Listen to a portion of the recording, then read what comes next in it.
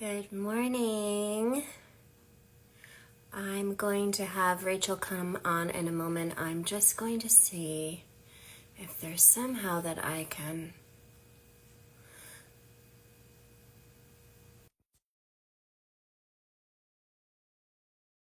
actually put this on Facebook. Good morning, everybody. Hi, Rachel. Hi. Good morning. Although is it afternoon there? Afternoon. Yeah, it's afternoon. How are you? I'm doing well. How are I'm you? doing well. Yeah, I'm feeling good today. It's midweek. It's all good. Yeah.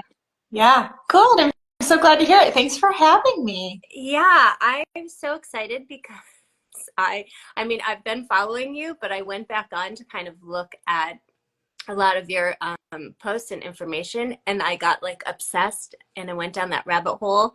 And before I knew it, this was a couple nights ago, it was like really late and I was trying to get to bed early. Oh, God. So it was good binging though. You've got a lot of good stuff on there. I really appreciate that. Thank Yeah. you. So as we begin, you may see me look off to the side because my questions are over here. But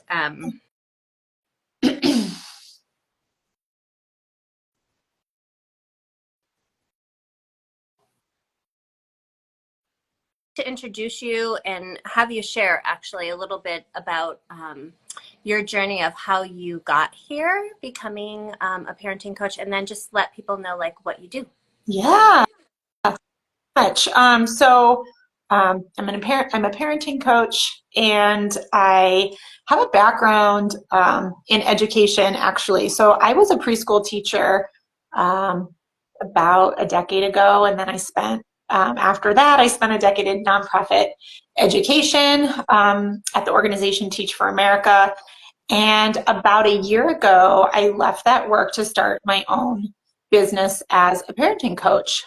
Throughout my previous career, I had three children, and as that journey really unfolded, I found myself at like each stage of my parenting journey really diving into the research, diving into the science around like whatever it was that was going on at the time, right? Yeah. Like when they're infants, it's like sleep and feeding and that whole world. And then as toddlers, you get into like potty training and behaviors that you weren't anticipating start popping up.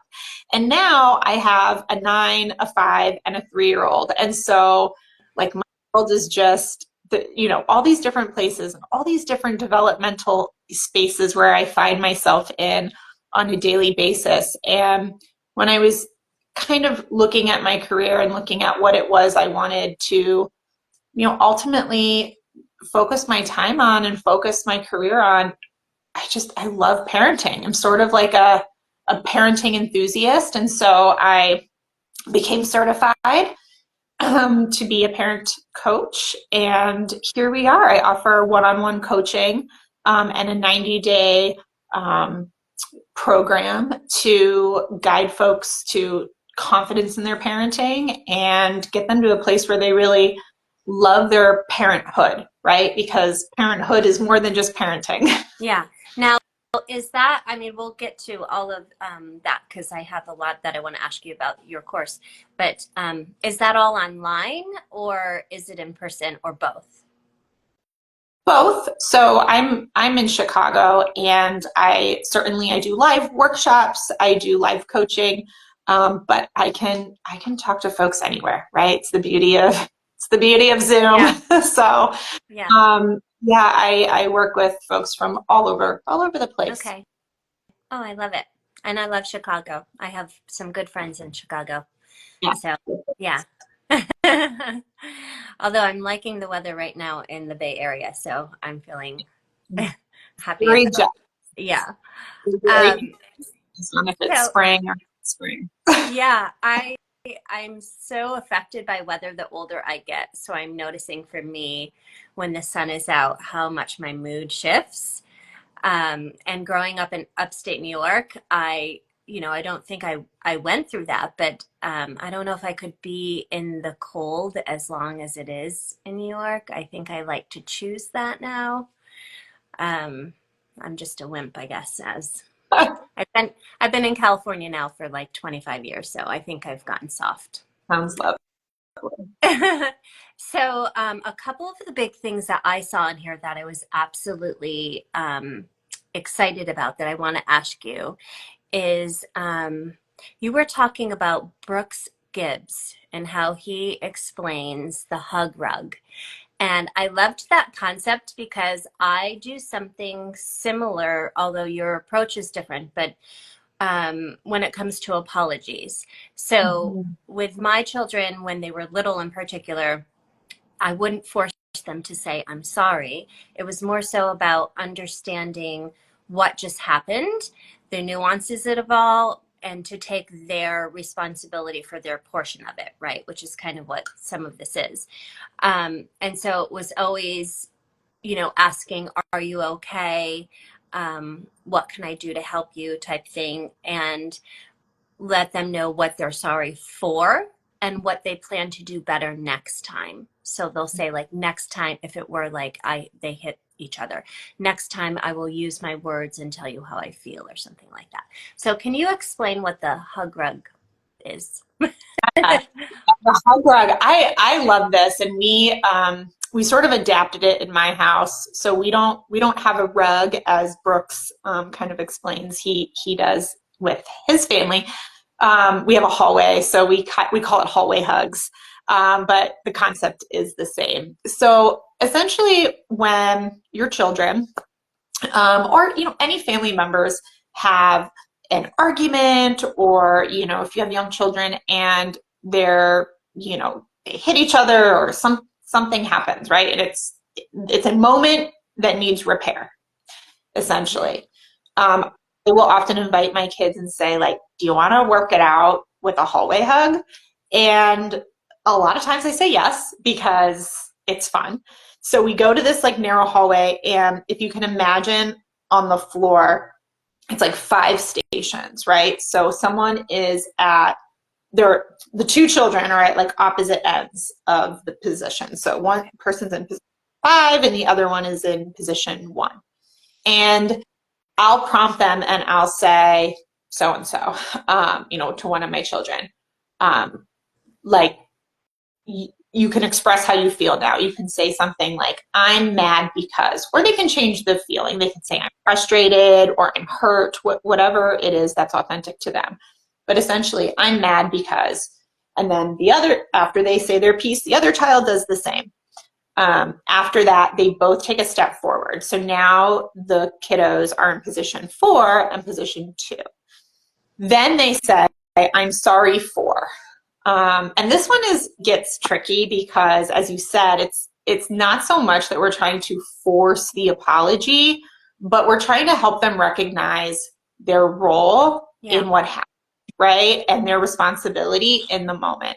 I might get sometimes from my 9-year-old, like, I'm not sorry for doing that, right? And what I have said as a response is, I think there's maybe something you feel remorse for. Maybe that your brother's hurting, or maybe that you have a role in this, or maybe you feel regretful that you didn't approach it in a different way, right? There's something that you can offer in that moment, and it's really getting them into that mindset. For very young children, they'll probably just do the I'm sorry for. And then they take turns, sharing that from their authentic voice. And then they both end up in position 3, which, if it went well, like, this isn't a dangerous place to be in. Right. That's somebody, but they end up in position 3, and they can choose how they want to move on. They can kind of end it with, like a fist bump, a hug. That's why we call it, hallway hugs, but a high five, a wave, like, let's go play, whatever it is. And then they depart. And honestly, like, it really works wonders, because not only are you, getting them to understand, or getting them to vocalize, their frustration, their feelings, and then also their role in whatever the rupture was, you're getting them to slow down. You're getting them to pause the explosive, back and forth through behavior, and you're allowing their nervous system to return to a place of, social engagement where they can slow that down. Yeah, I think that's what I liked most about it, is it gives them time to kind of warm up and reflect and just breathe, right? Because a lot of the times it gets escalated so quickly depending upon what's happening and what age they're at.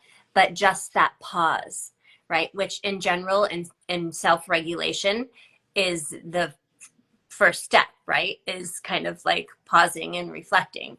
So I really liked the simplicity of that, in that it can be taken anywhere. You could be at the playground and do it. It could be with somebody that they don't know, but they just had, something happened. And even with older kids, it can be something, and then they all start laughing as they get closer toward each other. But what I love that you said is that it's about the repair, because I noticed that in my family, my kid's father and I have very different ways of parenting. And one of the things that I was really big on that they didn't really get to see a lot of, but we did it together, was the repair part of it. And I feel like that is the biggest thing that I can give them, right? Is knowing that you don't ignore something. You don't pretend. And when we force children to say, I'm sorry, what is that really doing? It's not giving them reflection. They're not really noticing what's going on. They're maybe not even joining in their own inner feelings, right? So the fact that you're bringing awareness to that there's some repair that needs to be done, even if it's small, then it makes them more aware of their behavior going forward, right? So that it's not repeated all the time. Yeah. And I like that. It takes practice. All of this is practice. And I love how you mentioned, even parents and co-parents, you can model this. You can, with your partner say, "Oh, let's take it. Let's do some hallway hugs," right? And I bet if your child heard, "Oh, mom and dad are going to go and repair," they're probably going to listen in, right? Like that modeling is so essential. And you can do it with your child as a parent. You can say, "Oh, this got out of hand. You want to try a hallway hug, right? Or do you want to try, this?" And you can participate in it with, from parent to child as well. Yeah, I like that. And I think it's important that we do model that we make mistakes, and we know that maybe we didn't handle something well, and we can say that, instead of always having to be right all the time and do things perfectly. So I love that.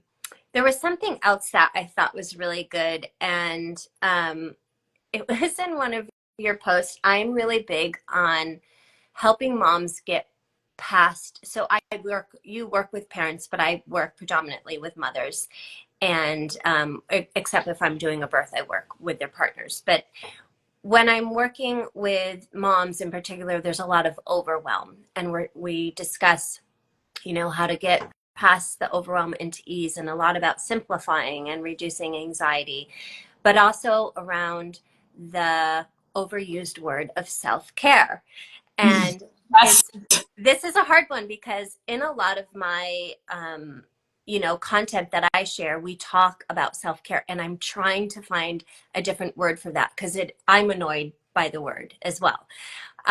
But you had said something about like not having moms, not saying to moms and parents, like, go do your self-care, make sure you get your self-care in, but offering something else. And one of the things you said is offering them a day of unlimited no's. And I was like, yes, I love that idea. So just expand on that for me a little bit, and what you think around the whole self-care thing, because yes, it's important. And Yeah. right. Yeah. And absolutely. And I think I say in the video too, like, of course we're responsible for ourselves, right? Of course we have to give care to ourselves. That's important. But what I think has happened to this self-care movement is that it's sort of taken anyone else out of the equation, right? Like, so it becomes just a mother's responsibility to care for mothers, right? Or to care for self. And I think in our society, it's there are a lot of other players, right? Like there are employers, there are co-parents, there are spouses, there, there are systems in place that can aid in the care of families and in particular in mothers. I think the self-care business is probably just booming in terms of, from a monetary perspective and from a business perspective, there's probably a lot of people making a lot of money off of this idea of self-care. I would say though, so what I kind of suggest in the video was, moms having unlimited no's. And I think in the video too, I wouldn't even suggest it as just a day. I would just suggest it as like ever, right? Like I have a lot of faith and a lot of in parents and mothers and like that. You're not going to say no to everything, right? Because this is sacred, soulful work, and we love our children, and it's. I think we could use to kind of lean in the opposite direction, and say no. Say no to our employer. Say no to our co-partner. Say no to, our co-parent or our spouse. Coming more back to like drawing your boundaries. Yeah, exactly. Yeah. Exactly. And boundaries are things that you do, right? Like it's really not up to others to uphold your boundaries. It's up to you to uphold your boundaries. And so, yeah, getting into that practice, and it takes time and it takes practice. But I think as the others, right, who support women, who support mothers, also have a role in this to, get comfortable with the no that comes from moms. Yeah, and I think it's very empowering when you learn how to do it, but also when you learn how it's going to serve you better at being a more grounded, I guess, person, not just mom, but I know that it's probably one of the top topics that I deal with parents is really learning, first of all, what boundaries are, what our non-negotiables are, and how to set them even with our children, and if you are a parent or a mother that has completely given yourself to your children, you've kind of gotten to a place of depletion. You've gotten to a place maybe where you've lost parts of yourself, right? Those boundaries, learning how to do that is so important for you to be able to switch that narrative and be able to come to a more healthy place. Absolutely, yeah. You see in your parent coaching a lot is really helping people get to the place where they understand each other's boundaries and then understand how to together draw them correctly for the children. Yeah. Oh, absolutely. We spend a lot of times talking about boundaries, again, just as you shared, like what they are, what they aren't, and also how to get so clear that it's not as challenging to uphold them. So what's key, I believe, in establishing our boundaries is really understanding our values. So your own personal values, your family values, and then boundaries uphold the value. So when you are met with someone, your child, anyone crossing that boundary or pushing up against that boundary, it's a lot easier to uphold because it's so deeply connected to your values. And how many times, have I said, as a child been like, going into the pantry to get more snacks, and I've said something like, no more snacks, and they're like, but I'm hungry, and I'm like, okay, fine. Right? Like, care, right? Like, snack all you want, right? Like that's me, right? But let's say that you had a value that whatever, making this up, but for whatever reason, met, there were no snacks, right? Like at a certain hour or while we're watching television, we don't snack. Maybe, we do more mindful eating or whatever it is. That's going to be easier for you to enforce versus me, given we have different value systems. And that's okay. All parents don't have to have the same, value system. Right. And that kind of brings me to something I've been dealing with a lot as my children grow into teenagers. So my children are older. I have 18, 15, and 12, all boys. And just the shift in, their understanding of themselves in the world and kind of looking for themselves in the world, the boundary lines start to, waver a lot. And they really know how to kind of push them more, and trying very hard to still hold the line because the outcome. Like after so many years of living on this planet, can see hindsight, like why that would be important for me to hold, even though they're like, this is ridiculous, or especially with my older son, like I'm grown and I think I should be able to do this. And so I find like the more I talk with other parents of teenagers, that seems to be one of the biggest things. And how do you really address that when it comes to like teenage kids, shifting in their way of pushing boundaries? Yeah.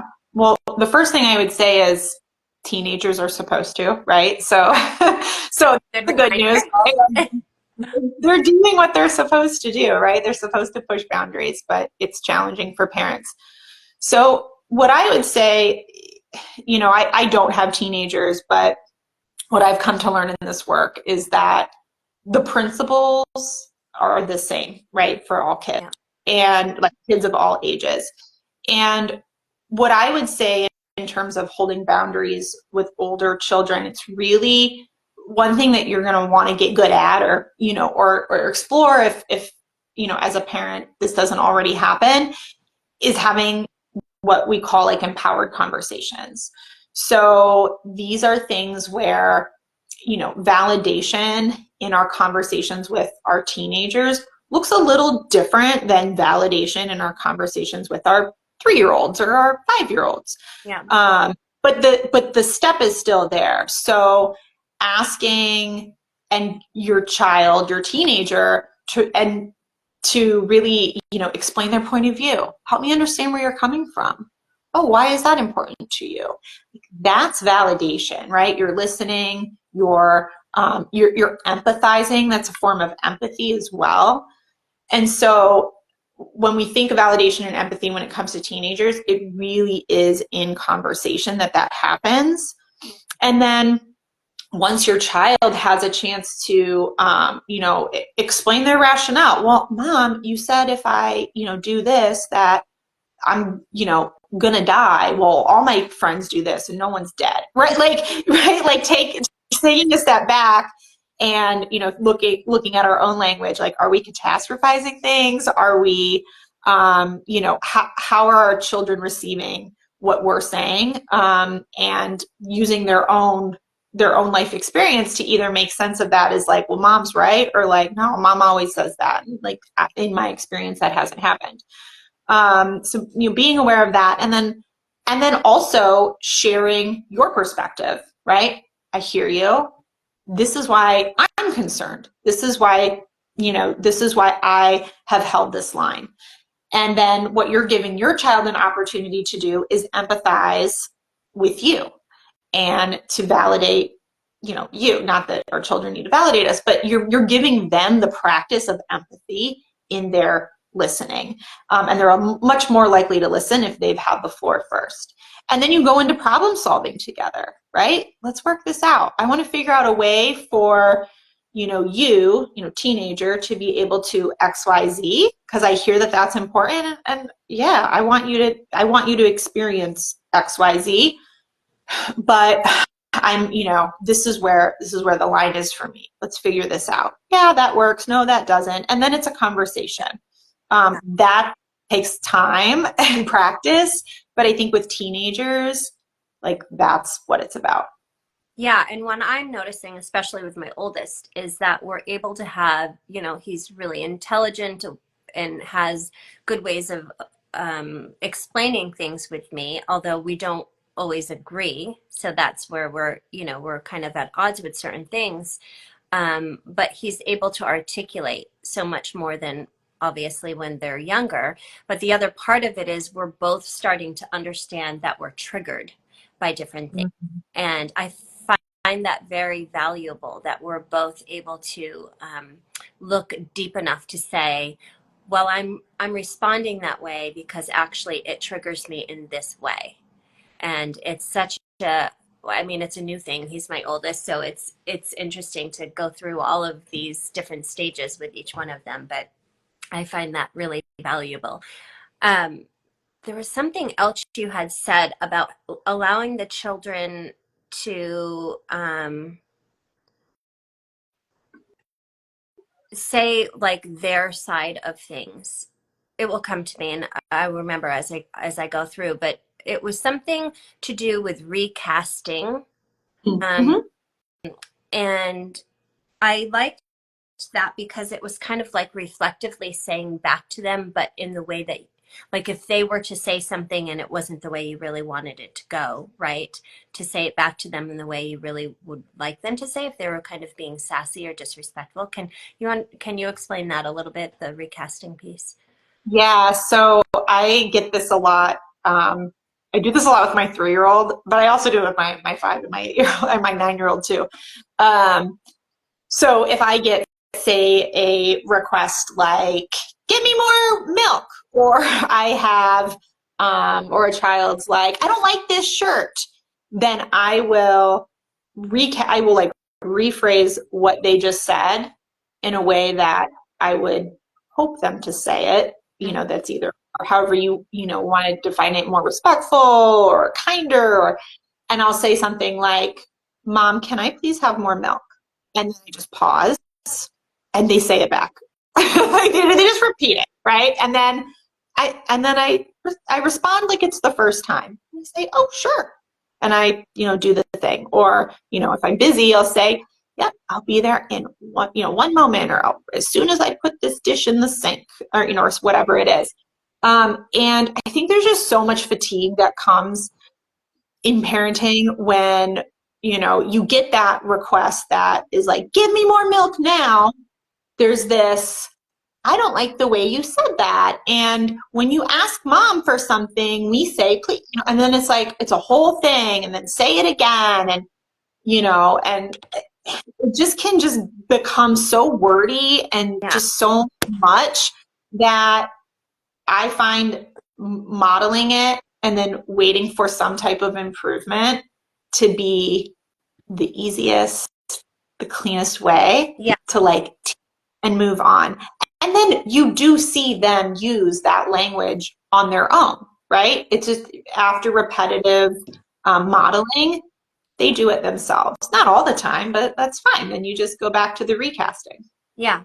So what I love about that concept is because I didn't have a word for it. But what I love about that is it's without saying, "Don't talk to me that way." I mean, it Mm-hmm. gets harder as the children get older, I think, because the conversation kind of just shifts. It's easier with kind of, under 10 to be able to do this a little bit more easily. But by then you hope, that the languaging will be there. But I feel like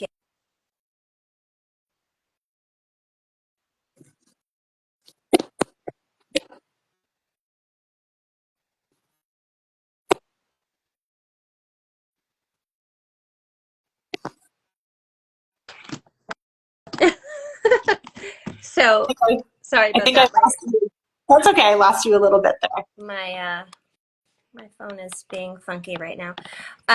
So what I find very interesting is that in doing this, I feel like a lot of children will not get defensive because you're not, and you know, that seems to be a big thing with as they get older, right? Is that it's more of reactionary responses from them. So I feel like this is a really kind way of doing it. And also it takes away kind of from the fatigue that you're talking about of parenting, where instead of being insulted or upset by the way that they're speaking to you, it's just suggesting to them in a very kind way, you know, that they maybe say it this way, but without having to give them direction, right? Yeah. And I just, there's something about that. It seems so simple, but it seems like a game changer in the way that you're going to communicate with each other. Yeah, absolutely. And then what you can do, I've sort of evolved this a little bit, because what I used to do in moments like this is I would say, do you have a request? So I would just kind of pause the conversation, you know, if it came out in a way that kind of against our communication values, I'd say, oh, hey, buddy, it sounds like you have a request. And then I would wait for them to correct their language. But when they're very young, they might be like, I said what I said. Right? Like, I don't know how to change what I just said. So the modeling is really important. But as your children get older, and maybe even with teenagers, you know, I don't have teenagers, right? But like, if you find that your child doesn't respond well to like, mom, you know, doing the recasting, you know, to a teenager, you can say, oh, I have a request, and then wait. And then they can then come up with their own authentic way of communicating their request to you. Yeah, I love that. I think anything to help us bring down the back and forth that happens a lot, you know, and just get to a place where our rhythm feels more easy, right? Mm-hmm. It's, I don't know about you, but I'm tired. I know. I'm tired of the words. I'm tired of all the Yeah. words, right? And Yeah. like, we can be in present with one another, and we can, you know, we can discipline, we can teach our children without having to like dump all this like wordiness into their heads. Yeah, for sure. And I think the more words you use, they just get lost Yeah. and zone out anyway. So it's very helpful. Okay, so I wanted to ask you about um, you were saying stop trying to address the individual pain points and problems. They are just symptoms of what's underlying in our relationship and our connection. And I think this speaks really importantly to why a coach, when I listen to that, it, you know, intellectually I may understand that. How to put that into action is a whole nother thing. So I think that is one of the top reasons why I think it's important to have a coach. Can you speak to that a little bit too? Because I think it's such an important piece. Yeah, thank you for asking about that. So what I was, you know, communicating in that, because Instagram gives you 90 seconds, right? So this is helpful. But when we're looking at the challenges that we're facing as parents, and, you know, we're looking at individual things like, oh, my daughter won't get out of bed in the morning, or my son, you know, like doesn't pick up after himself, or whatever it is. When we focus in on like those things, it can lead to this very behaviorist view of parenting and raising children. And what I mean by that is that we just kind of attack the behavior, right? So, and when we do just look at behavior and we think we need to curb this behavior, we need to change this, what we go to logically as adults are systems of rewards and punishments. Yeah. So we'll say, get out of bed by 7:45, you know, you get a sticker, and if you get 5 stickers, I'll take you to Target and you could spend, you know, $20 or whatever it is. Or we'll do punishment, which is, if you don't get out of bed by 7:45, then I'm going to put a check mark, and every day you get a check mark, you don't get TV after school, or you don't get tablet this weekend. And that doesn't teach them anything. That doesn't give them the skill to like do the thing. And so what I when I think about behavior, undesirable behavior or misbehavior, instead of thinking of it as like behavior is a thing to attack, I think about what is it communicating? And oftentimes it's either communicating there's this need that is not being met, or is there's this skill that I haven't learned. And when in the video I mentioned like connection in our relationship, a lot of times, that can be a need that's not being met that I think we don't often, really zero in on. Sometimes, parents have said to me like, but I spent all day with him and like he was still so clingy, and so like why would it be connection? And it's like, well, it's not really up to us to like determine when their need is met, right? Yeah, It's up right. to them. Yeah. It's their own needs that are playing out, not our convenient and what's convenient to us. So that's what I meant by like not focusing just on the individual behavior, but looking at the behavior as a symptom of something bigger, and then getting really curious about it. And to your point, easier said than done. Absolutely. And this is what a coach can do for you. Slowing down, having reflective time, and then also having someone help you really identify the patterns that are playing out, in your relationship, or, in your life or in your daily schedule, and coming up with then some plans to, improve whatever it is that, might be going on that is leading to a behavior, an unhelpful behavior. Yeah. And what I think is important to note on that is, obviously, depending upon the severity of the situation, it's going to go down differently each time, right? Like depending upon what you're talking about. But I do think that I don't know what's going on with my camera this morning, but I do think that this point for me with older kids is probably the most important thing that I would like help from with a coach. But I do see it with younger kids as well, because 10 minutes of connection a day where you're really seeing them and laughing with them and listening to them and hearing what's going on can make all the difference in them not having meltdowns or not, having so many issues come up throughout the day. But another important piece of this is that the more we connect and understand the way our children feel, knowing that each one of them is different, right? And they respond differently to each thing, then we can kind of clue in. And I get that gets harder when we're busy and we're running around, because I feel like I'm running around a good majority of the time. And sometimes it's hard to be patient in the way that I respond to things. Although I feel like I was a really good patient mom, especially when they were younger. But like, there's something that happens with two of my children in particular where they're not good with transitions. Mm.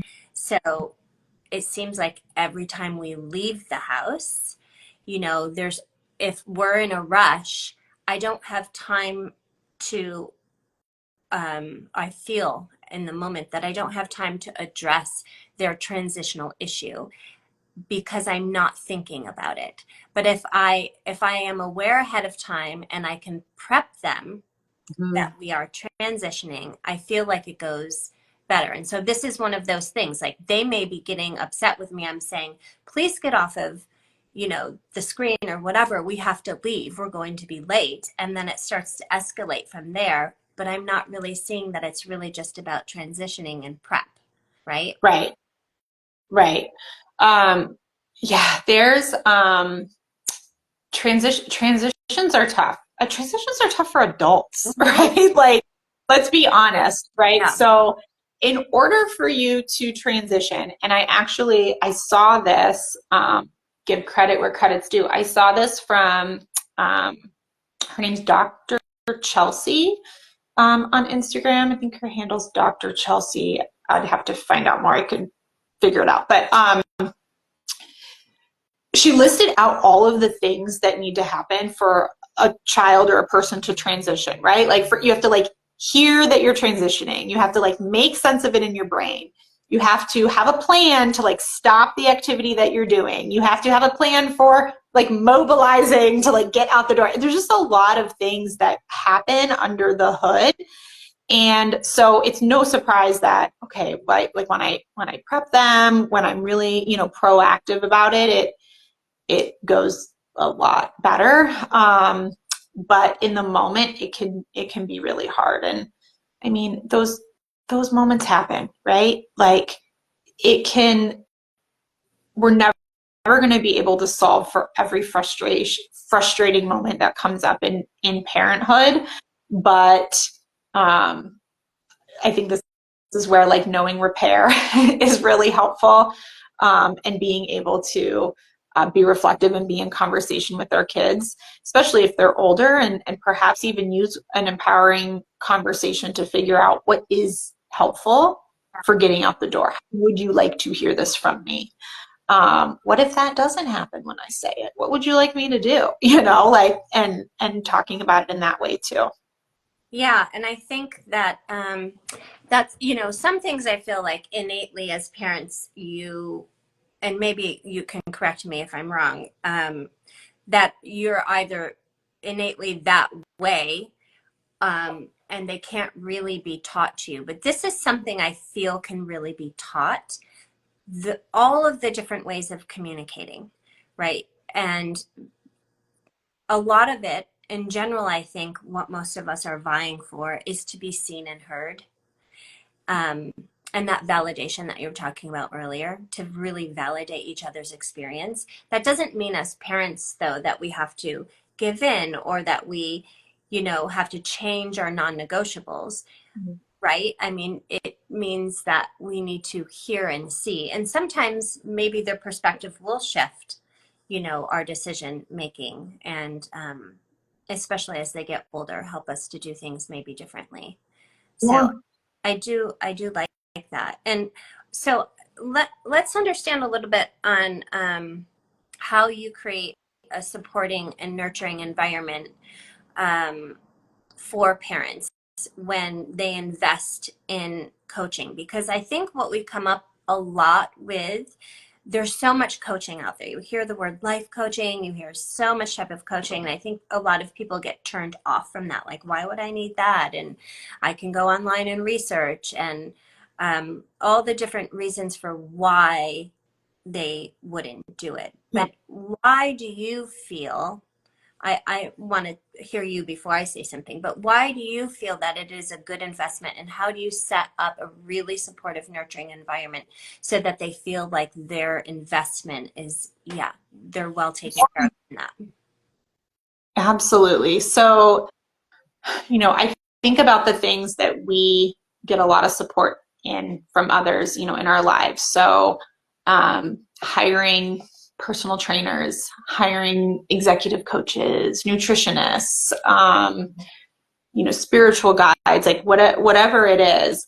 I think we actually are in the habit of looking to others for support when we need it, or when we say, you know what, this just like isn't my area of expertise, or I really think I need someone to hold me accountable in XYZ, so I'm going to invest in that. But for some reason, when it comes to parenting, it feels a little different, right? And I've been trying to kind of put my finger on this for a little while. I think on one hand, it could bring up, maybe some feelings of shame, maybe just some vulnerability in admitting like, I need help in this thing that the world or our culture has sort of communicated, hey, you should just know how to do it, Yeah. right? Like, you shouldn't have to get help for this.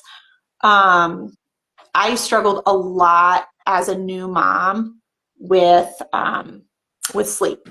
Child sleep, with sleep. And after months of not getting help, I was diagnosed with postpartum depression, with postpartum anxiety. I had some really not so fun obsessive compulsive behaviors related to light and sound. I was 20 pounds underweight.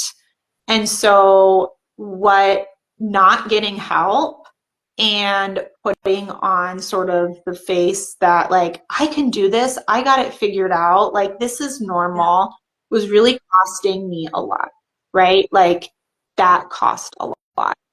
And so when you look at, okay, well, this is an investment or this is costly, it's going to cost you something, Yeah. right? Like that's how I think about And it. I And like, you tell me where right. how you want this to go, because you will sacrifice something. Yes. Um, yeah.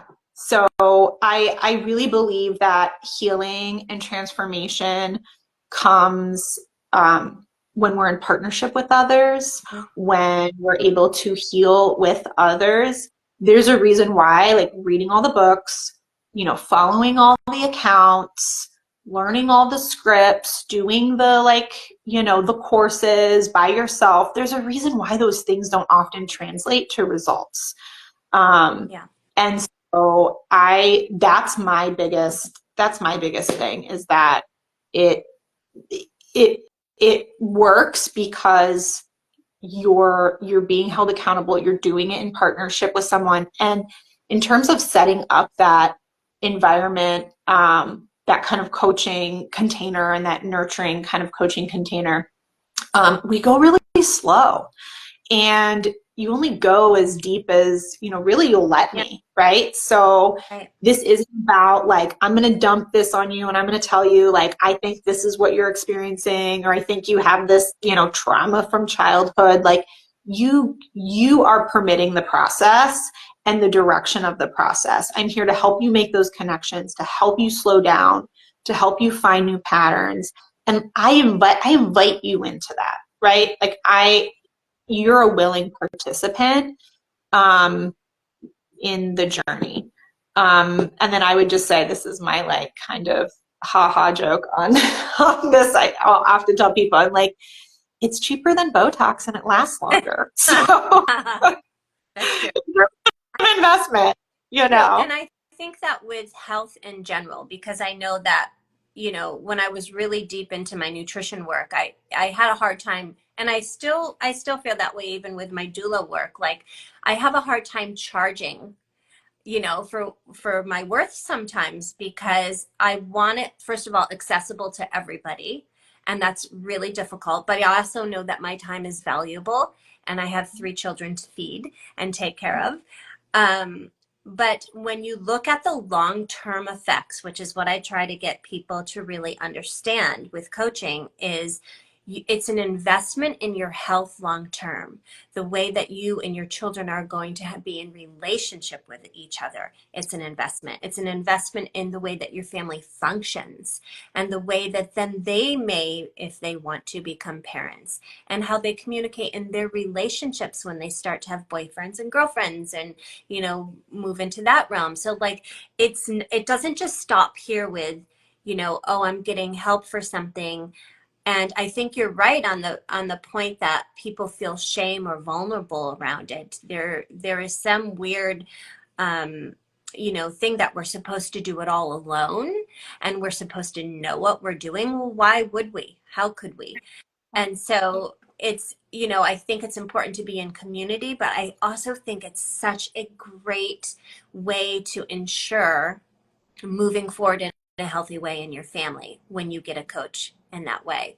And also, I just want to say thank you for sharing your journey, because I did read that on your website, and not enough people are talking about it. And I know, like, I'm kind of new to social media and getting myself out on social media the way that I'm having to now, bringing my business online. Everything for me was always in person.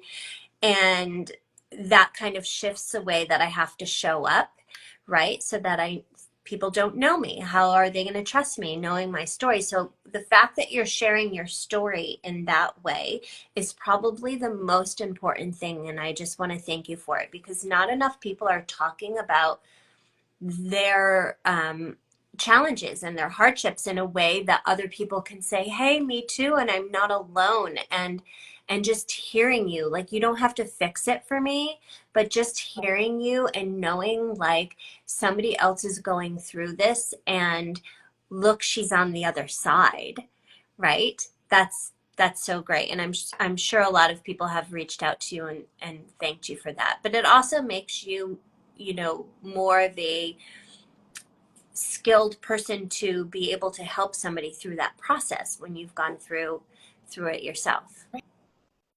Right. And I'll never forget, you know, I was sitting in my therapist's office when I was first diagnosed, and I won't forget when my therapist said, it can be like so much better than this. And I was like, wait, really? Like just someone offering me that hope, Yeah. right? That no, no, no, no. What you're going through isn't it? And it can be so different.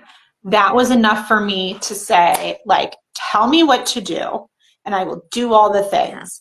And, you know, oftentimes when parents come to me and they're just in a really tough place, I mean, that's the message I have. And it's not because, oh, I'm going to make the sale. I mean, it's the message I have because I know, right? Like, I know it can be so much better. Well, It can just be I different. think it's such an important point of this is like, it's not about the sale. I mean, the majority of people that go into this, you know, you can kind of tell online who's there to just make money and who's there out of service. And I feel like, you know, my life in particular in general is about service. It just happens to be not only a passion, it's just something I can't avoid. It's who I am.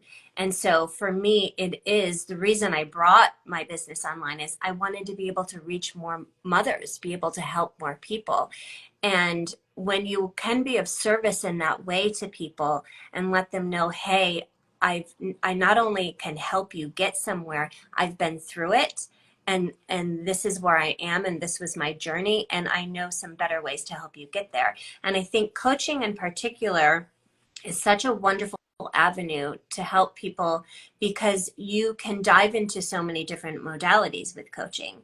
And so coming to that, like I use strategies for self-regulation. There's some tapping things that I do for people. Breath work is a really big one of the things that I use a lot of different types of breath work, being a yoga teacher. And there's a, you know, a string of things that I recommend for people. But do you touch on that with parents and how to help each other through the process with different regulation techniques or other techniques that are going to help maybe ground them first or help them regulate their nervous system first? Yes. Yeah, we absolutely. So part of the program, and I'll just say, you know, the 90 days of the program that I offer, Empowered Parenting, is we cover a lot of content too, right? So it is coaching, but it's not so much like we show up every week and I say, so how's it going? What do you want to talk about? In a lot of ways, like that can be really helpful, right? Like I've been in therapy sessions like that. I love it, right? Like I get to just, bleh. But what I do is I have content every week that we dive into and we talk about child development. We talk about, you know, brain science, nervous system science, talk about play. We talk about, you know, like I said, boundaries. And one of the things that we really dive into is just how to feel, right? And just emotions and feelings and, you know, really opening up our minds to what's going on internally within us when we're experiencing really challenging moments.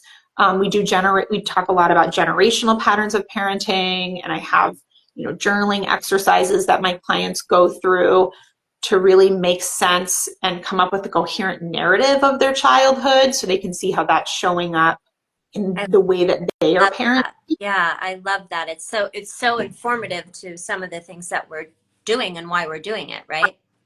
Right. And so there's a lot of foundational work that sort of sets us up to get to the point where we can use those tools.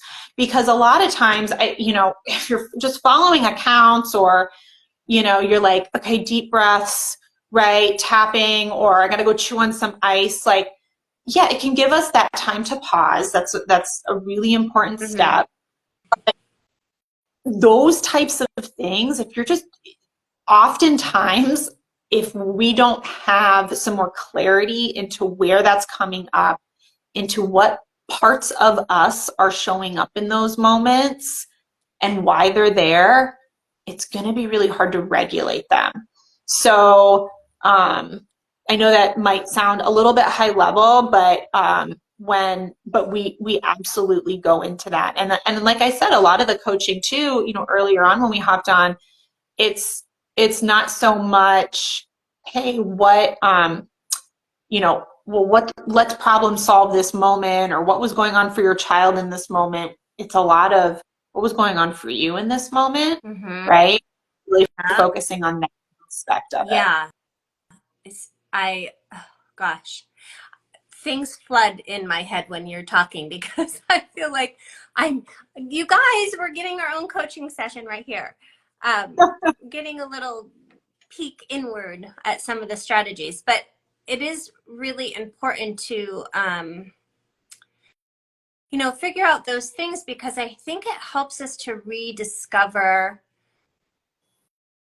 our intention of why we became parents, number one, because that can kind of get lost along the way. And also rediscover who we want to be. Are we being the person we want to be?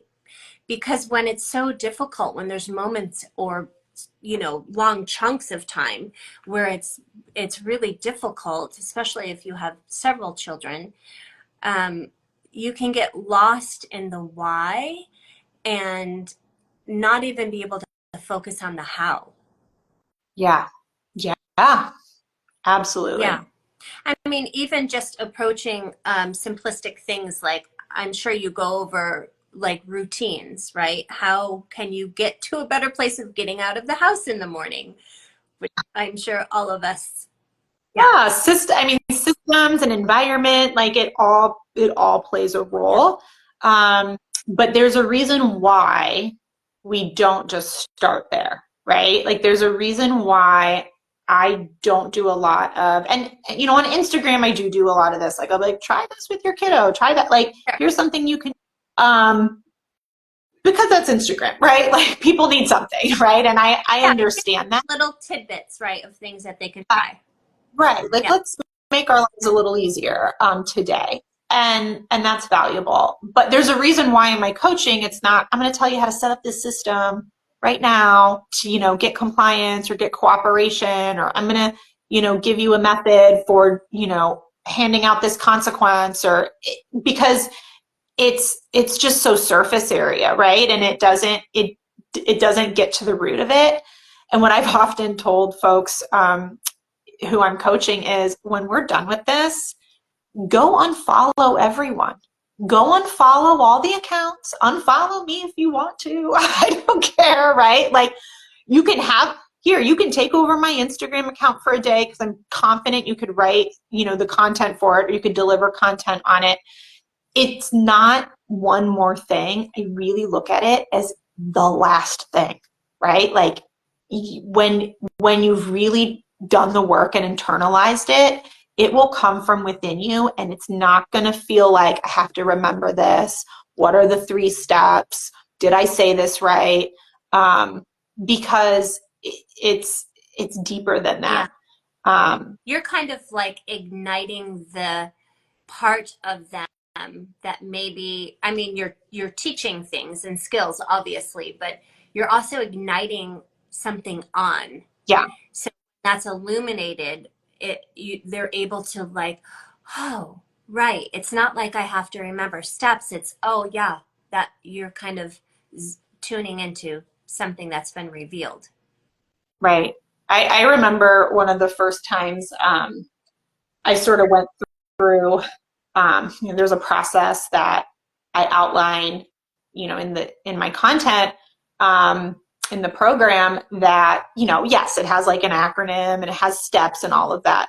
And I remember sort of the first time that I kind of did it like on my own, like without even thinking Mm-hmm. about it, and looking back and being like, that was a really tough moment, but like I feel awesome, right? Like Yeah. even though it was, I emerged from it like I just felt so like just present and capable, and the connection with my child afterward felt even stronger. I felt like he learned something. It was so great. And when I was reflecting on it later that day, I was like, oh, I did this, and then I did this, and then I did this, and then I did this, and then I did this. And I didn't have to know those things that I did, but when I reflected on it, I was like, that's what I did. And it was so like from within. Yeah. And that's such a proud moment too, right? Like, oh, I'm so proud of myself that that happened. But it kind of reminds me too of like when I'm teaching pranayama, when I'm teaching breath work because to women for labor is we all know how to breathe, right? But there becomes a point for a lot of us where we become very shallow breathers because we're not present with it. We're not paying attention to it. And the practice of that, when you start to practice of it, your body remembers and your body takes hold of that practice so that when you're in a fight or flight response moment, or you're in a moment of fear, your body will remember and bring up that form of breathing automatically. And so I feel like, yes, some of these things need to be taught to us, but the more we practice them too, right, the more they'll become automatic and the more easy it will become, right? And then you kind of start to get your rhythm Yeah. as a mom or a parent. I love that. I love that analogy. And I would just say, a lot of the things that we find, maybe happening in the way that we parent. So I think about kind of the cycle of yelling, right? I have moms that come to me often and are like, I just Yeah. yell all the time and I hate it. And I tell myself in the morning, I wake up and I, tell myself it's going to be a good day. I'm not going to yell. I'm going to, pause. And then I yell all day long, and then I go to bed and I'm mad at myself, and then it starts all over again. And I think it's just really common, and it's not because you didn't set the intention. It's not because all of a sudden something happens and you don't care about the yelling anymore and you just lean into it. It's because that is such a practiced and sort of like it's it's part of, I'm trying to think about the words I'm trying to say, but it's in part of what we automatically do, right? Like we don't have the tools yet, or we haven't practiced what to do in those moments that don't require the yelling. Yeah, no, right? And I so totally get that because it's kind of like you've learned the behavior and you've gotten comfortable in it, even though you don't want it to happen, it becomes your automatic reaction or response, right? So you almost have to unlearn it in some Mhm. way. Mhm. Is that what you? Yeah, you have to unlearn it, and you have to be willing to accept another way, right? Like you have to accept sort of the invitation for something Yeah, else. Also, when we're stuck in those sort of repeated patterns of, well, when this happens, I yell, or, we have to, there's probably a mindset thing that's going on, right? Some kind of limiting belief that's happening for us in those moments that maybe we're not thinking in that moment, but with some guidance, excuse me, with some coaching, we can kind of get to that, right? So, I'm just as an example, it's like if my, you know, daughter isn't waking up on time, it means that she's, lazy and not going to do well in college and going to right. fail, and she's going to live with me Spiral. forever. Like you have these beliefs or these like fears Yeah. that come up. And if we can, slow down and start to recognize that and, you know, offer something different, Yeah. then I do it's more. think that's probably one of the most helpful things as a coach, outside of, the other things that we're touching on, is like getting people to slow down and take a step back. Because when you start to see, behind the scenes, maybe, and you have a professional helping you view it, it gives you another perspective on, oh, what I realized is I'm in a fear space, and I know I keep coming back to talking about birth, but I liken a lot of parenthood to the preparatory stages of labor and going through labor, because when you are in your fear space in parenting, same as when you are in your fear space with labor, you start to go down this rabbit hole of, well, if this is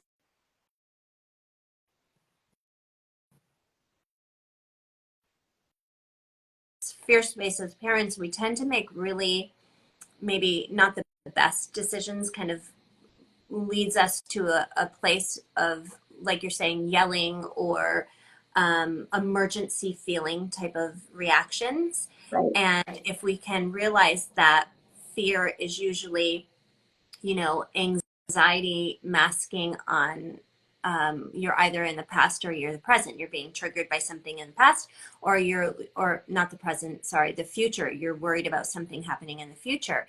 And I can relate so much to what you're saying on that, because when I get flooded, for me, when there's so much happening, I get overstimulated very easily, and have the three kids and everything's happening all at once. And usually for me, it's when we're rushing out the door trying to get somewhere and my reaction is yelling. It's usually because I'm thinking of the 12 steps that are going to happen because we're late, and what that means for me as a parent, the judgment on me as a parent, Yeah. right? So um, and that's such an interesting thing, isn't it? Because we get to worry so much about what other people are going to then think, or what Yeah. how this is reflected back on us. And really, does that matter? Does any of that, is that really something that we should be focusing on? Right. Yeah. Oh gosh, yeah. I mean, that comes up for me a lot, as well, especially as a parenting coach, right? Like I'm out and about with my kids, and if I'm having a tough moment in public, I mean, this morning we were late for school. My youngest was having some really big emotions about going to school this morning, and I'm carrying him without his shoes on, and it's like and it's like it's really hard not to be like, okay, and then everyone's looking at me like, and she's the parenting coach, right? like it's It's hard. so hard. I mean, I feel that way, as a yoga teacher. Like I, had come down with autoimmune stuff and even had surgery on my L5S1. And I'm like, oh gosh, like here's the yoga teacher, having problems with her spine. And like, but we're human. We're in this human experience. And by the way, nobody's seeing all the behind the scene things that are happening. Right. And we're so judgmental and hard on ourselves because nobody's showing their behind the scenes, and barely anybody is talking about how much they're struggling. And so another piece of this for me is when you have a coach mirror back to you, hey, you've got a lot on your plate. You're doing a lot. You're dealing with a lot. And you've gone through, whatever it is, where you're piecing it together for them. I think it's such a gift that you're giving them to, be seen, but also give them, it's not an excuse. You're not giving them excuses, but you're giving them a gift into, of course, Right. you're responding that way. Of course, you're feeling this way. But now let's see how we can shift that for you, right? Let's see how, and we're going to have moments like that ourselves as coaches because we're going through it as well. We have three children, we're only human, and Yeah. life is challenging. It just is. Right. I think, I really am big on getting away from the ideas of, perfectionism in parenting and perfect parents and perfect kids. And so when I'm in moments in public where, it doesn't look picture perfect, I'm kind of leaning into it as like, this is what I preach, right? That like, we're not all perfect. And when I think about the, um, what I offer really is this like confidence in parenting. It's not that it's what you were just kind of hitting on, like the behind the scenes. The reason why I'm able to, walk my 5-year-old into school late with, my 3-year-old on my hip, no shoes on, he's yelling at me, right? The reason why I'm able to do that confidently is because I know what is happening behind the scenes. I know that, if I were to get into the car and I were to say like, that's embarrassing and you don't say that to mommy and, and no treat or whatever it is, right? Like if I were to do that, I think that like that to me would kind of fuel that lack of confidence. But I know like we're gonna be okay. This is hard for him. I know what's gonna happen between here and his school. He's going to walk in his school, X way. And I think that because I know so much and I feel so confident about the entire experience of my parenthood and my motherhood and my children's entire experience, that I know this isn't the story of their day. This isn't the story of my day. This isn't the story of, our relationship. Right. And I can feel that, just like that inner peace and confidence, even when people are looking and it's hard. Yeah, I love that. And I love that there's a loyalty in that for your children. Like you are approaching something knowing what they're going through. I mean, it's one on one hand, if your children is sleeping in late and they won't get up and they're just really being uncooperative because they don't feel like it. But even then, there's a story behind that, right? But there's a loyalty that you're having to your child instead of flipping out on them and losing your cool and saying, this is so embarrassing that you're doing this, which I think a lot of us have said before and experienced. Yeah, you're going to walk in calmly and confidently because you're like, first of all, that's not helpful. And secondly, I want to acknowledge what you're going through and it will be okay. And for most, especially younger kids, like they're done with it as soon as they walk in the door and sit down, Yeah.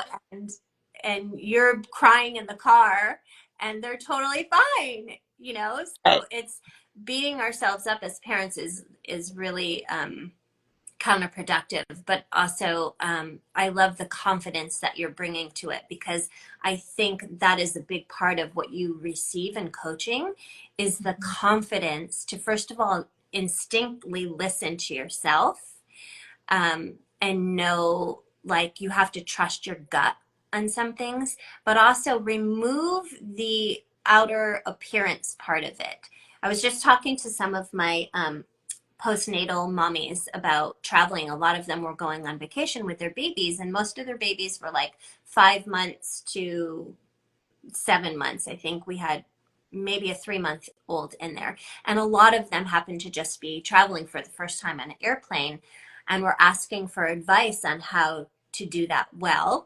And, it's different for each person. But a lot of it for me, in what I was saying to them, is releasing caring about what anybody else is thinking.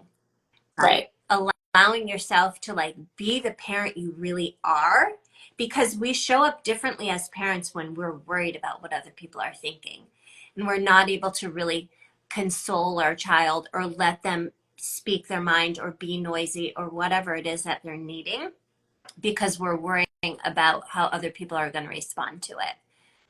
Yeah. Yes, absolutely. I think a lot.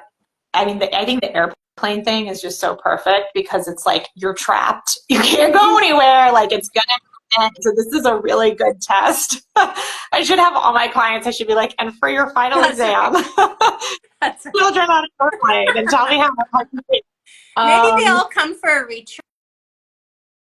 Maybe.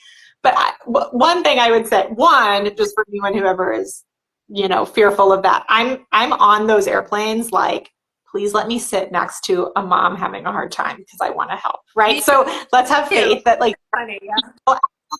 yeah, who like want to do that. So that could maybe squash some fears, but I think of the so often, we have this framing of that like the world is for adults, Yeah. and thing that I just do whenever, I'm kind of gonna be in a moment like that. Like I think the airplane is a perfect example, is just tell yourself like this world is for children, and it helps you to respond in just a different way.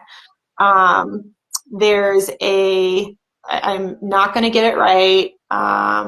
There's an indigenous tribe, um, African tribe that the way that they greet each other, I'm not going to get the name of the tribe right, but the way that they greet each other, what it translates to in English is, and how are the children? So instead of saying hello when they see each other, Beautiful. how are the, and the response is the children are well.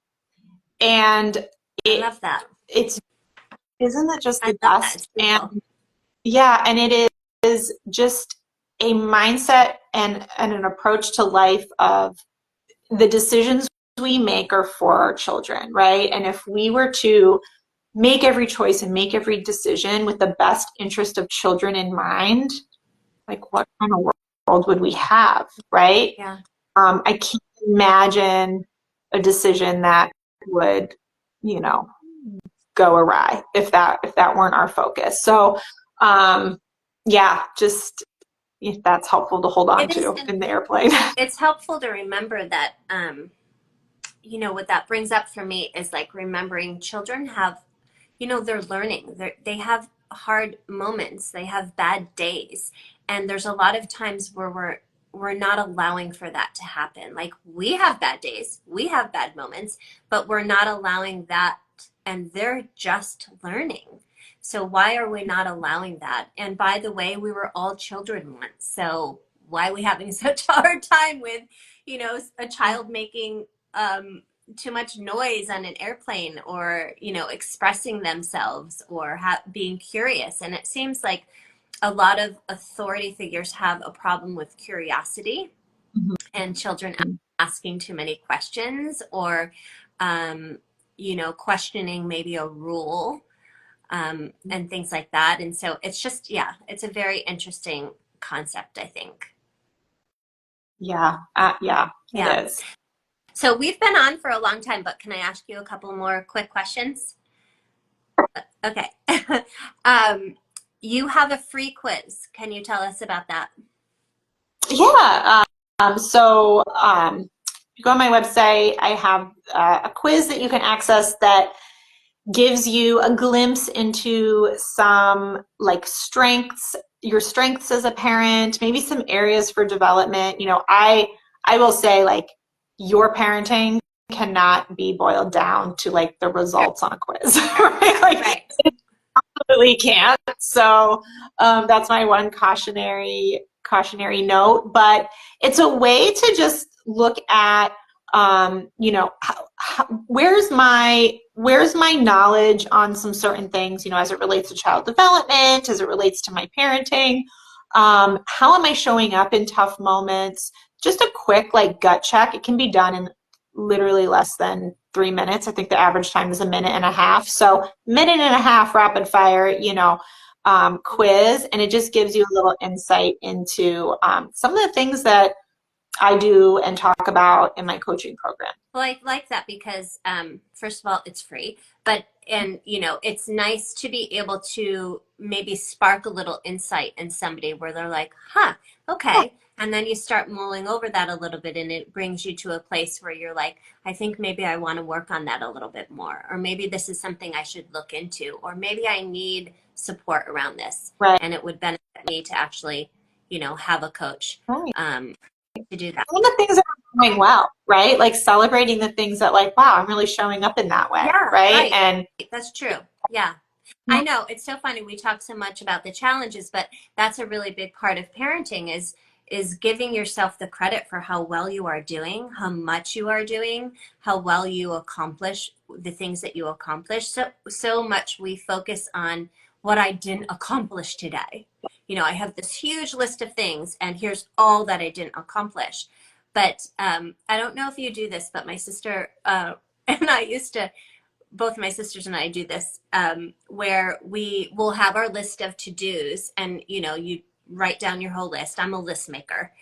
Um, and then as you go throughout the day, you're crossing it off. But I will, at some point, I will put on things that I didn't put on the list just so I could cross them off and know, like, I accomplished these things, because I think we're not giving ourselves enough credit on the things that we are actually doing. I mean, think of your first hour of the day as a mom. How much, Oh my God. how much you do in the first hour. Like, give yourself a pat on the back for that. Right. And even not even just but how much goes on up here in the first Yeah. hour, right? How much you're accounting for. And I love taking sort of, things that we can do for ourselves and the grace that we can give ourselves, and also like framing it for our kids too, right? So oftentimes it's, did you do your homework? You need to do this, you need to do that, and you know, add in the things, right? Yeah. Like insert, noticed you XYZ, right? Or thank you for, XYZ. I bet that would have a really big impact for them as Yeah. well. Yeah. There's something that I followed for years. I'm not going to remember who said it, so I forgive me for that part of it. But it's the 3-to-1, where you're giving three.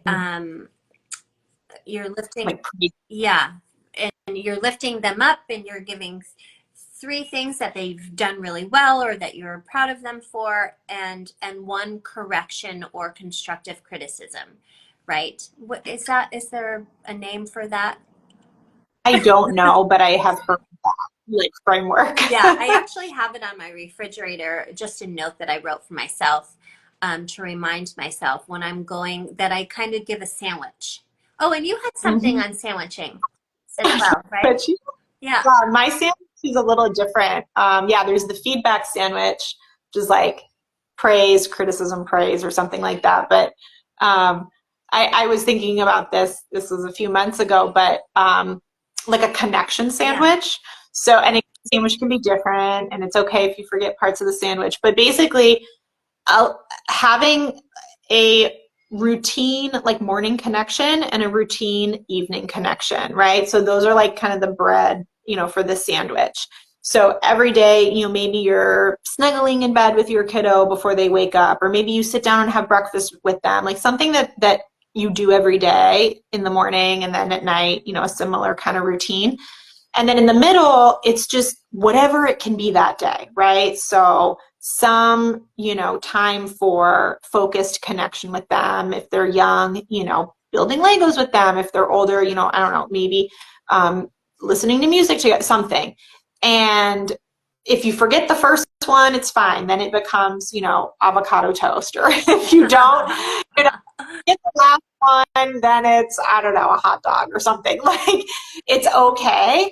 But to commit to those three things is just a good way to kind of keep that part of your routine.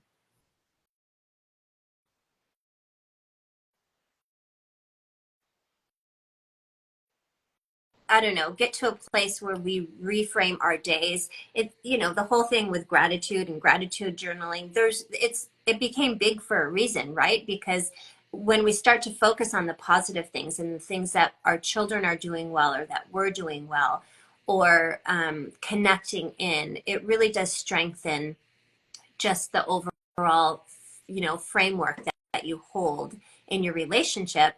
And then when you start to bring that into, other areas of connection, and really mindfully stay present with them, even like I said earlier, like even if you're just doing a 10-minute, you give each kid a 10-minute one-on-one throughout the day, like that's huge, because on that day they felt seen, and they felt connected with and loved. And I think it makes all the difference in the world. I think it's a really important thing. And I love the idea of sandwiching things in that way. And just that you have the visual of, oh, what's my sandwich going to be today? I think it was like, did you get your first sandwich today? Yeah. kind of the prompt. Yeah. Yeah, and I actually had this down on my questions was the connective sandwich, but I didn't see it there at the bottom. Um, and so the last thing I want to ask you before you tell us how we can find you and all the different ways that where you are, is you had said something about reward and punishment in parenting. And this is, I feel like, one of the hardest ones on some level, and we touched on it a little bit earlier. But where does natural consequences come into play when we're talking about that? Yeah, natural consequences are great, right? Like, um, as much as we can allow our children to learn from their experiences, to learn from their choices, as long as it's safe, right? Like, you're not going to say, okay, well, natural consequences, ride your bike without a helmet. Um, there but as much as we can allow them to safely experience the consequences of their actions, then the better. And it's not an "I told you so," or it's not like "we'll then find out." Like it comes from a loving place. It's a very like loving intention. One example I think of is, if you have set the expectation with your child that they pack their backpack in the morning or at night or whatever it is, and you do the work to offer them supports, to, to guide them in learning that routine, and then they forget, a natural consequence would be, not running the backpack to school. Oh, so Um, much. This is a big one. This is a big yeah, one for me. yeah. It's hard. Like, it's hard. Like, it's hard for me to do that. Like, I'm such a, I'll bring it to you, right? Like, and I'm not saying never. Like, that's just an example. You don't have to do that, right? Like, I actually pack my kids' backpacks myself. So it's not not connected to my boundaries or my family values right now. And values and boundaries can change. But that's what I mean by, natural consequences. Then there are imposed consequences. And these are different than punishment. So let's say, Oh, I like that you make that distinction. Okay. so let's say my child is throwing blocks around the living room because, they're angry, or maybe it's a game. Maybe they're not angry. Maybe they're having fun and they're throwing, wooden blocks. An imposed consequence is, I need to take these blocks away. This isn't safe. This isn't how we play with them. If you want something to throw, you can throw a ball outside and you can come back and try again. Tell me you're ready to, play with the ball. It's not you don't get blocks for the rest of the day. That's a punishment. It's not no more blocks. They're going in the garbage. That's a punishment. It's, I'm going to provide an environment for you to stay safe and for you to, operate within the boundaries that, I've set. And there's always more chances. Okay, we'll try again. Punishment is something that is, I think of punishment as retaliation, right? Like on our part as the parent. Yeah. So like you're really overwhelmed and you're like, you're never getting TV again, yeah. Or TV's gone. It's over. Like, no more iPad for the week. Or, oftentimes we're imposing punishments when when we're really triggered, when we're really upset, when we feel like, again, like that we've been attacked in some way. Yeah. And so it's a way of retaliating in that moment. And, I really try to avoid that. And that's not to say like, I will say things like that. I'll say, we're done with TV. And then my daughter's the best. She's like, we don't do punishments. And I'm like, you're right. Like, I taught my 5-year-old, he started saying some things like, well, I'm only going to do this if you do that. And I go, well, that's a threat. And he's like, what's a threat? And we talk through it. And, we don't use threats in our family. And, and then every now and then he'll be like, that's a threat. And I'll be like, don't, you're right. Including them to identify those things. Guess what? When they get older and they're in relationships and they're in, friendships or romantic partnerships, that's a threat, right?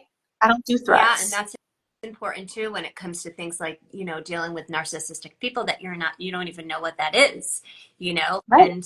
and they're treating you in that fashion. It's such an important piece for me, to practice this exact thing, even though my kids are older now.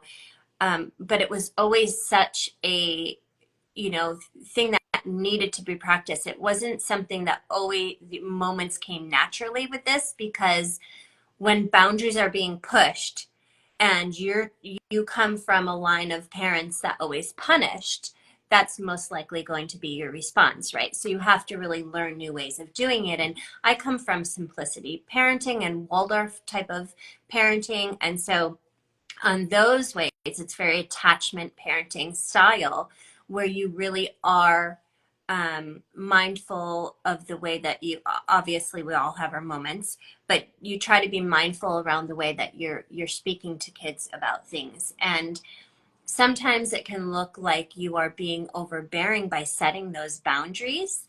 But I think as parents, when we know better, we do better.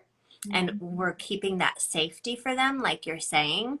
But I love the fact that you are drawing the line between punishment and consequences, and then natural consequences, because I think that gets very confusing for parents, don't you? And I also think it's hard when, let's say, for instance, you're like, okay, I need you to do these things before we go on our play date, and then they don't get those things done. So then you say, well, now we can't go on that play date because you didn't do these things. One of the things that I've had a hard time with, so I'm interested in what you have to say around this, is, well, but I was looking forward to that play date too, because the mom, that I was going to see, it was a play date for me. And so now the whole family has to suffer. Yeah. Because, you did this. And so how do we deal with that piece of it when a consequence, or like, let's say your one child is, making everybody late for school, so that the other child now is late too. It happens in my household. I mean, it happens almost every day here. And so, like, those are the ones that I feel are hard to be like, well, the natural consequence is that he walks in late and he gets the embarrassment or whatever it is that he's feeling, and has to deal with, like, the teachers or whatever. But then his brother. Yeah. Yeah. Yeah. Yeah. These are tough. I mean, I will say, if it is so to your first example, we don't get to go on the play date. But like, I wanted to go on the play date. I would just say, then that's not, like, that does, then don't use that. Like, don't do that. Right? Consequence. Yeah. It doesn't have to. I mean, the natural consequence could be we have less time at the play date. Absolutely true. You don't have to do anything different. I mean, that's what's going to happen. And then it happens, right? Like, because that's the natural, it's a natural consequence for you. Stick to it, though. Like, that is. You have to, yeah, you have to stick to it. What I would also say is, in a moment like that, so let's say you're, okay, you have to do these things, and then we can go on the play date. What I would avoid doing is then stepping back and waiting for the child to do it on their own. I do a lot. You don't have to do it alone. I'm here. I'll help. Let's do it together. Right? Like, I think that unless, if the child just isn't doing it, the story that's saying to me isn't they don't care, they're lazy, like they're being defiant. The story that says to me is like, well, they can't yet. Or maybe this is too big of a task. Maybe it needs broken down into smaller tasks. Maybe they can handle one of the things right now, and we'll slowly build our way up to the rest. So I think a lot of times we look at our kids as like, well, they're so capable and they'll do this and they'll do that, so I can expect, all these other things from them. And oftentimes we actually can't, right? So I would just look at that as, maybe they need more assistance in that moment. And then the late for school thing, I mean, as tough as it is to say, I think that this one, and I feel like I can say this because this is for me too, like, this one to me feels like it's on us as the parents to figure out like how, if there is a child who is just like being, chronically late for things, we got to dig in to figure out what's going on. Is it a morning connection piece? Do they need, things written down visually? Are the systems in their bedroom set up to be, helpful to help them move through that? And this is where like some empowering conversation can come into play, some trial and error stuff, but but yeah, that's all good stuff because you're solution based in that instead of just, getting upset. I don't believe in like chronically complaining about things. Like you have to find a solution. There's something, nothing's going to change if something doesn't change, right? Yeah. I think the hard part comes when there's a child that doesn't like school. And so they're just not wanting to go, right? yeah, And so then yeah. finding solution base for that.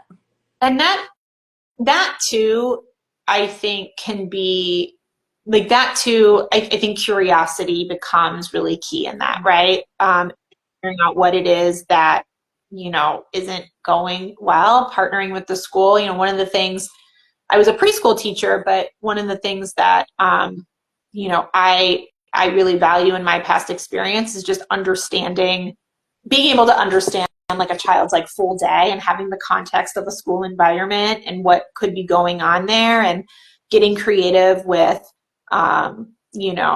administration and teachers on how to how to help in those types of situations, because it could be an issue of connection at school too, and finding an attachment figure within the school to really lean on when maybe there are some challenges. Sure. And I do think it depends upon the age of the child, to kind of figure that piece out properly. I know that I've been a very big advocate for my children and making sure that they get the support they need around, the learning, the academic pieces of it.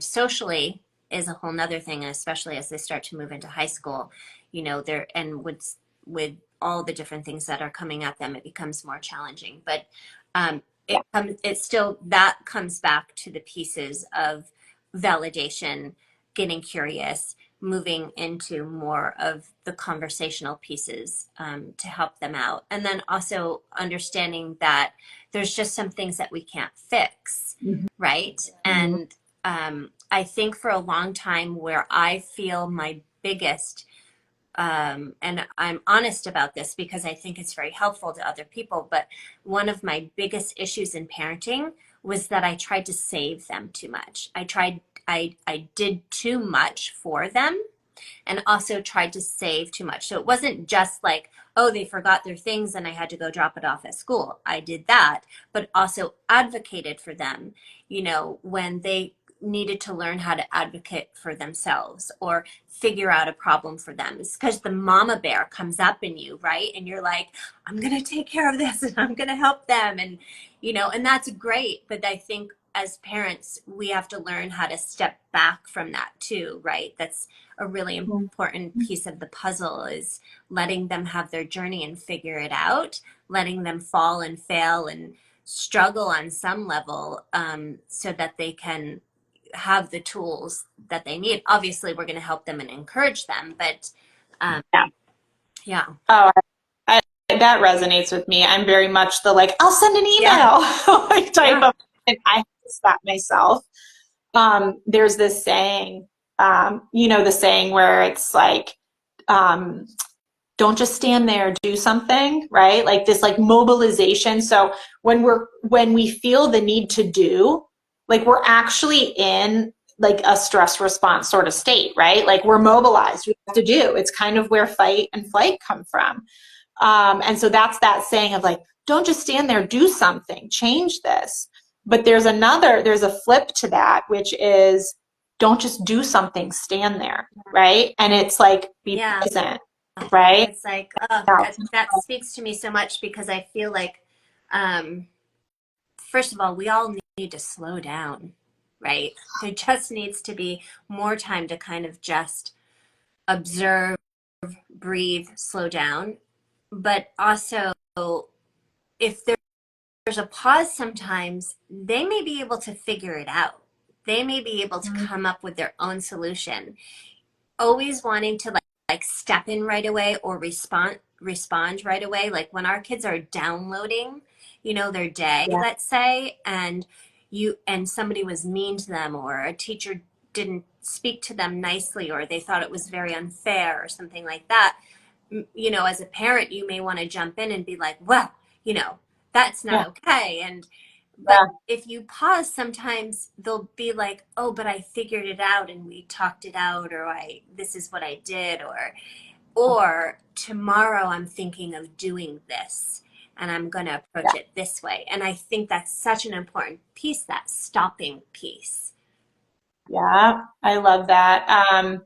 Yeah, that resonates. Or even interjecting with the question of, I think so often we're inclined to be like, well, what did you say? Well, Yeah. what did you do back? What did you like? And I think that can even be jarring. Like even as an adult, if I'm kind of telling about my day or telling about a conflict, and someone's like, well, what did you say? I might be like, well, gee, I didn't say anything. And like now, did I have said something? Like, did I do it right? Is there a right answer? Like, but even the urge to like get into that territory too, I think like pausing on that is helpful. Yeah, think you're right on that. And I think it's an important piece too of letting our children find their way in the world. Um, because we shouldn't always be handing them the solution or the answer, or